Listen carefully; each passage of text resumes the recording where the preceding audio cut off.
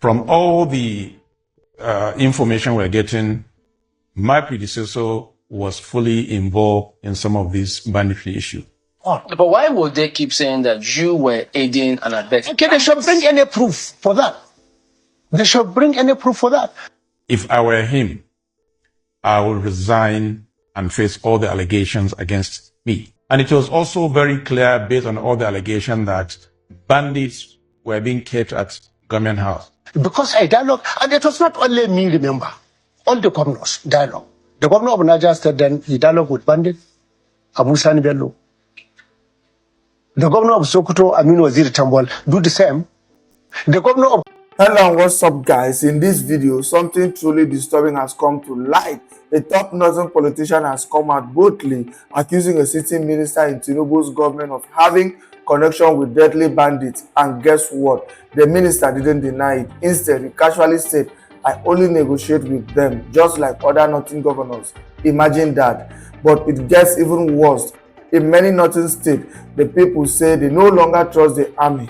Soldiers who are supposed to protect them are now being accused of working hand in hand with the very bandits, destroying their communities. Some locals say they have been left helpless, abandoned, and even extorted. And then comes the biggest shock of all. The Fulani header has finally confirmed what many feared. The guns the bandits use, they don't come from the forest, they came from the top. This is no longer just whispers. It is a direct call to wake up. Guys, I will let you watch this video for yourself so you can see exactly what I'm talking about. Also, don't forget to like, share, and subscribe to this channel if you haven't already done so. Take a look, guys, and remember to share your thoughts after watching. From all the information we're getting, my predecessor was fully involved in some of these banditry issues. Oh. But why would they keep saying that you were aiding and abetting? Okay, they should bring any proof for that. They should bring any proof for that. If I were him, I would resign and face all the allegations against me.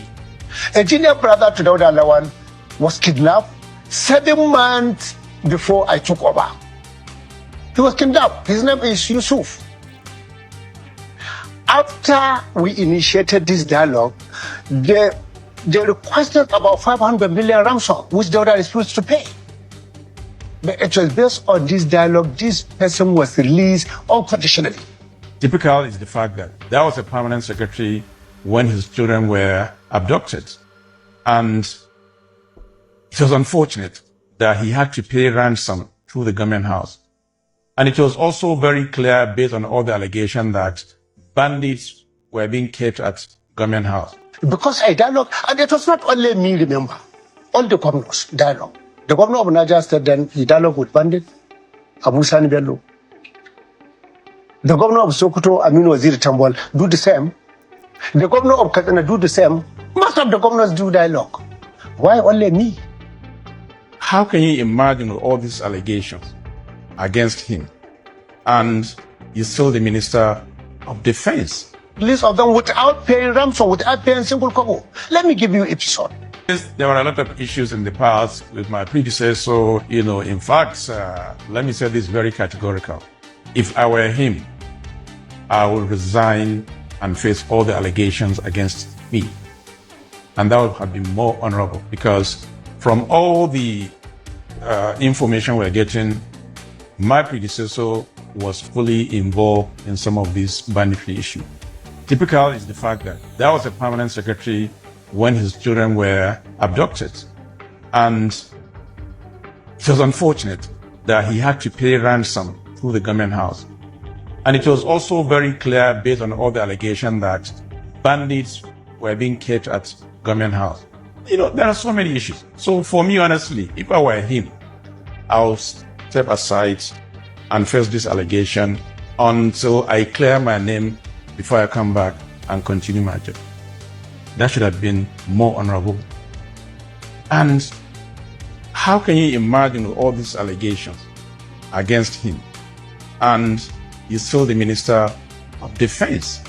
I mean, that is unfair. This man could have been honorable, stay aside, face all these allegations, clear his name, and then come back and continue to do whatever he wants to do. whether he wants to remain as minister or he wants to do something else, that would have been more honorable as far as I'm concerned. If I'm in that position, believe me, I'll put in my resignation letter. But Your Excellency, he has not been nailed by the EFCC. So why do you think he should have been probed before taking up the appointment?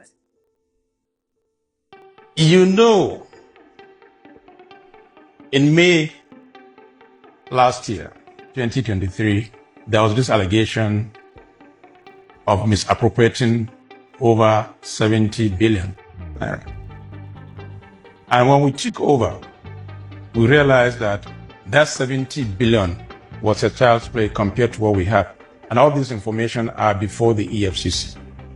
And I wonder how this guy was cleared by the security operatives before his confinement. List of them without paying ransom, without paying single kobo. Let me give you an episode. A junior brother to Dawda Lawan was kidnapped 7 months before I took over. He was kidnapped. His name is Yusuf. After we initiated this dialogue, they requested about 500 million ransom, which Dawda is supposed to pay. But it was based on this dialogue, this person was released unconditionally without paying a ransom. Go and ask. The record is there. Did they know this? Because some of them seem to say no, that Everybody, no, this is in a public domain. It is not meant for him to accept, but the record is there. The people of Zamfara can testify to that. They can testify to that. Not me. I cannot be judge of myself. You should go and ask the people of Zamfara. The record is there. The record will not lie. Therefore, many people will say different things. All I want, people misconceptions.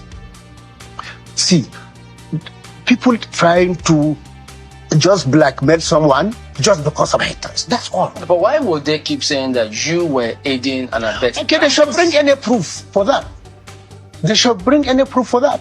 Because I dialogue, and it was not only me, remember. All the governors dialogue. The governor of Niger State then, he dialogue with Bandit, Fulani Bello.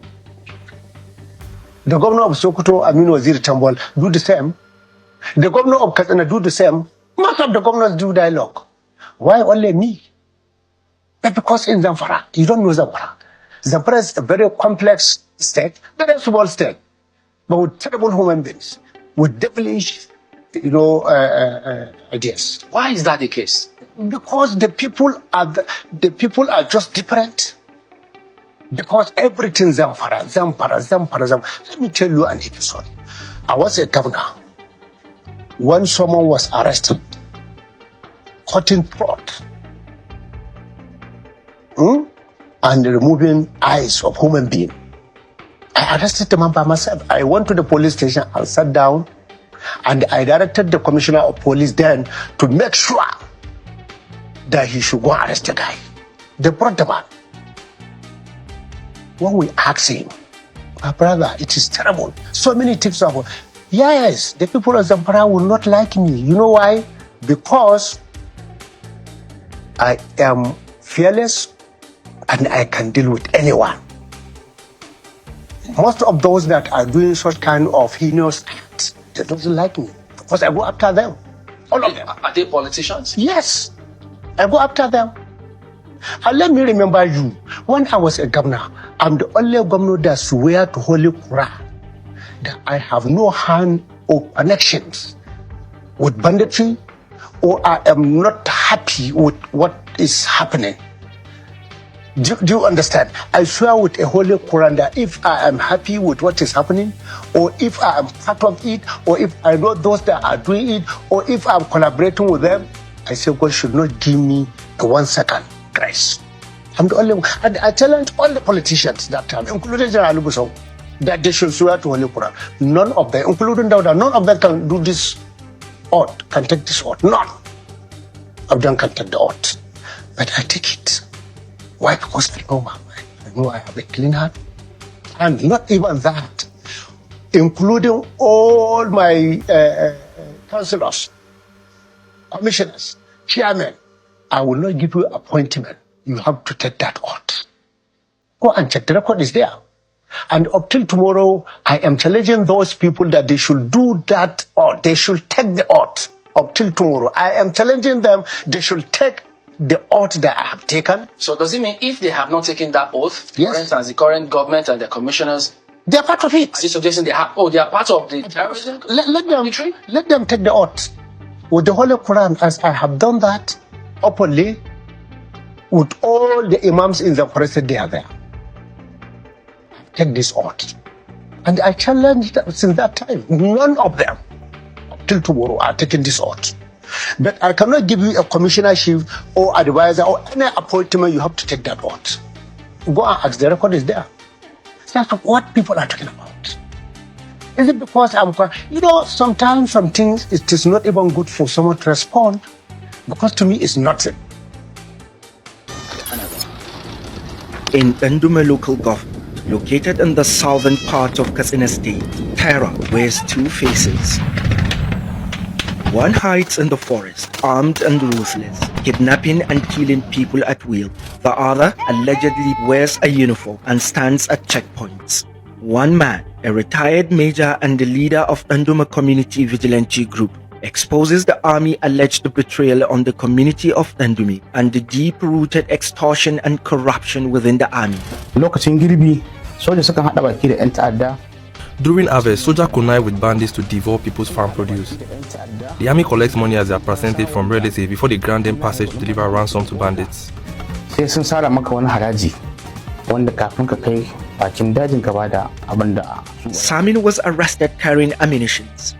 He confessed that a soldier gave him the ammunition. Wani yaro da makama ana kiran Samin Muhammad, makama shi da harsashi. Da makama shi da harsashi da muna zargin shi da hudda. We caught him with bullets. He told us one soldier they gave him the bullets to deliver to a bandit. I sent for Captain Rabiu, the leader of army troops stationed at Machika Dandume. I handed over Samino and the bullets to him. I urged him to take the necessary action against the soldier for betraying the military ethical code. Allegedly,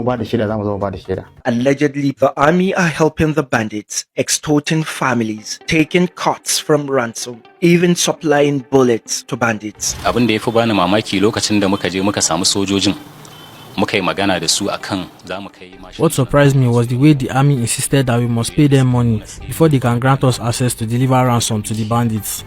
Sannan mu wuce akai wa'annan mashinan, ni wannan abin shine yafi bani mamaki akai. News Central traveled to Ndumi, risking danger to uncover the truth on these allegations. We patrolled the community at night. Even when the bandits surrounded Ndumi, the army are nowhere to be found. As you can see, this is around 11 p.m. and there is skeletal movements of the bandits.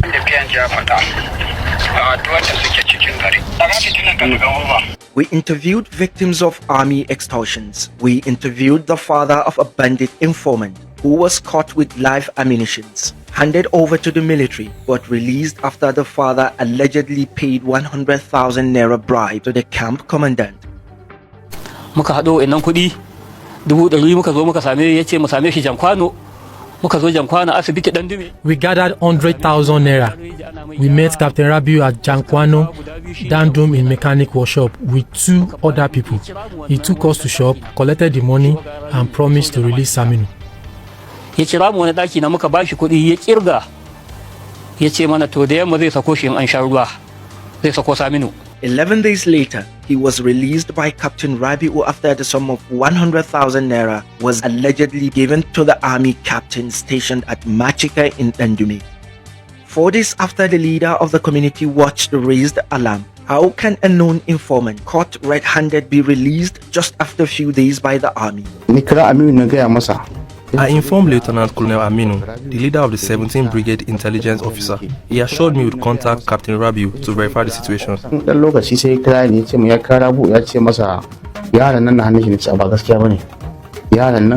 Later he called me back, claiming Saminu was still in custody and hadn't been released by Captain Rabiu. I told him Saminu has been released. Left with no option, I raised the alarm.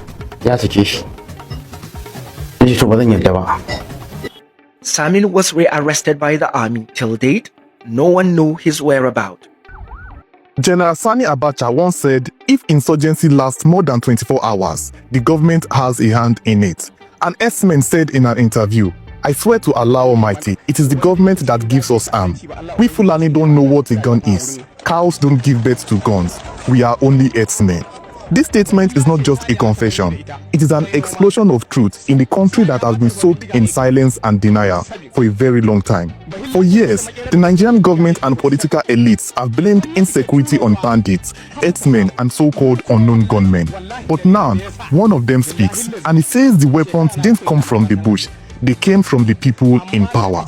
How did simple herdsmen or cattle rearers who once held sticks and ropes suddenly start carrying AK-47s and wiping out villages? How did they gain access to advanced weapons capable of wiping out an entire village? The answer is as terrifying as it is familiar. Power, corruption, and politics. If the government is truly harming these men, then the killings in Benue, Plateau, Kaduna, and Zamfara, they are not random acts of violence. They are calculated. They are state-enabled massacres. Politicians have weaponized poverty. They have turned tribes against each other. They have funded chaos to divide and rule us. And every time a village is burned, a child is orphaned, or a mother buries her son, someone in power benefits from it. This isn't just about Fulani X-Men anymore. This is about a country at war with its own truth. A country where those who want to protect us are the ones pulling the trigger from behind the scenes. I am not afraid to say the truth. This is a statement from the X-Men killing us. The government and politicians are sponsoring us. Let that sink. The killers may be in the bush, but the true danger might be sitting in government houses wearing agbada. The question now is, what will you do with this truth? Will you ignore it or will you speak? Before they silence another village, like, comment and follow. I am Ajibari Talks.